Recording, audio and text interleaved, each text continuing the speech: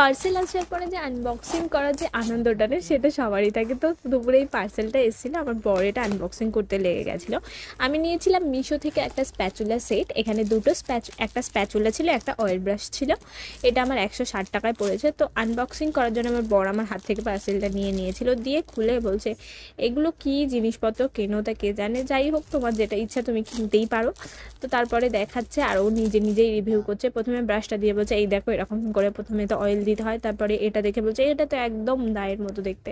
তো যাই হোক, ভিডিওটা ভালো লাগে ভিডিওটা লাইক করে দিয়ে আর চ্যানেলটা সাবস্ক্রাইব করে। পার্সেল আসার পরে যে আনবক্সিং করার যে আনন্দটা না সেটা সবারই থাকে। তো দুপুরে এই পার্সেলটা এসেছিলো, আমার বর এটা আনবক্সিং করতে লেগে গেছিলো। আমি নিয়েছিলাম মিশো থেকে একটা স্প্যাচুলা সেট। এখানে দুটো একটা স্প্যাচুলা ছিল, একটা অয়েল ব্রাশ ছিল। এটা আমার 160 টাকায় পড়েছে। তো আনবক্সিং করার জন্য আমার বর আমার হাত থেকে পার্সেলটা নিয়েছিল, দিয়ে খুলে বলছে এগুলো কি জিনিসপত্র কেনো তা কে জানে, যাই হোক তোমার যেটা ইচ্ছা তুমি কিনতেই পারো। তো তারপরে দেখাচ্ছে আর ও নিজেই রিভিউ করছে। প্রথমে ব্রাশটা দিয়ে বলছে এই দেখো এরকম করে প্রথমে তো অয়েল দিতে হয়, তারপরে এটা দেখে বলছে এটা তো একদম দায়ের মতো দেখতে।